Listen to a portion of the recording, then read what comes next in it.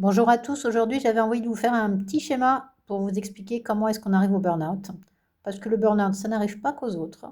Et en général, ça arrive aux personnes qui sont plutôt consciencieuses et qui veulent bien faire. Alors, je vous explique. Je vous ai mis un premier curseur ici qui mène aux exigences. Les exigences, ça peut être les exigences professionnelles, les exigences familiales, que ce soit à travers celles de nos conjoints, de nos enfants, mais également de nos parents. Ça peut être aussi tout ce qui concerne les factures, etc. Ça peut être la maladie aussi. Ok. Sur l'autre curseur, je vous ai mis une notion de temps, parce qu'en fait, le corps a une capacité d'adaptation et que quand les exigences sont en équilibre avec nos ressources personnelles et corporelles, nous sommes dans un état de flow qui est un état très agréable qu'on n'a pas envie de quitter, qui est très stimulant. D'accord? Dans cet état de flow, quand nos exigences et nos ressources sont en équilibre, on n'est pas dans l'ennui, on n'est pas dans l'anxiété et on vit pleinement sa vie.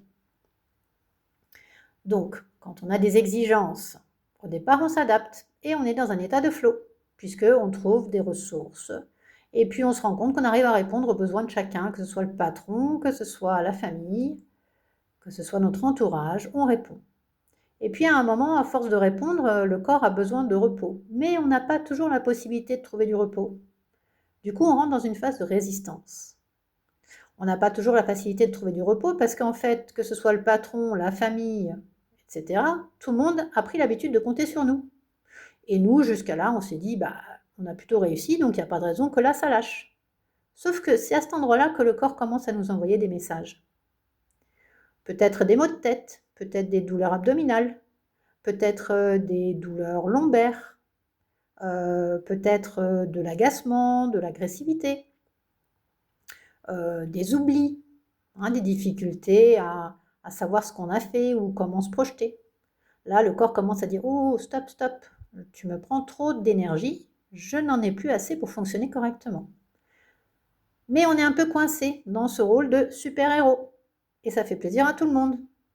Alors on se dit: «Je vais prendre un comprimé, je vais attendre les vacances et puis ça va passer». En général, les exigences ne diminuent pas. Qu'est-ce qui se passe quand on revient de vacances ou quand le comprimé ne fait plus effet? On continue à puiser dans nos réserves. On arrive sur la phase d'épuisement. Le corps qui n'a plus de réserve commence à prendre de l'énergie dans nos organes. Et oui, il est en train de détruire ses propres organes pour pouvoir continuer à vivre. À un moment, le corps dit stop. Et la seule solution qu'il a pour dire stop, c'est le burn-out. C'est-à-dire qu'à un moment, il se dit, là, j'ai plus le choix. Je vais débrancher le cerveau et garder le reste d'énergie pour mes fonctions vitales. Respirer, digérer, faire circuler le sang, et c'est tout.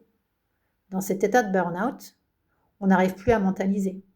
On n'a plus d'énergie pour se lever le matin. En fait, c'est une petite mort. C'est une petite mort qui est nécessaire pour notre survie.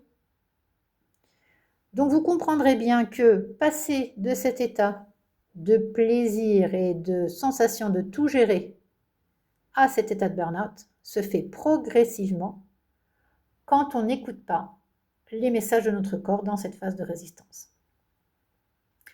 En tant que sophrologue, on intervient dans cette phase-ci pour apprendre à écouter les signes de notre corps et lui apporter des outils pour qu'il puisse se ressourcer, que ce soit avec la respiration ou la visualisation positive, lui apporter des outils pour avoir une détente musculaire et qu'il ne se sente pas en danger, donc qu'il puisse à nouveau se régénérer. Et si malheureusement cette étape-là a été dépassée, qu'on est arrivé au niveau du burn-out, la sophrologie est un outil également très intéressant pour mettre votre corps en état de bien-être, d'apaisement et lui permettre tranquillement de se régénérer. Lui fournir également des nouveaux outils pour se projeter positivement dans l'avenir.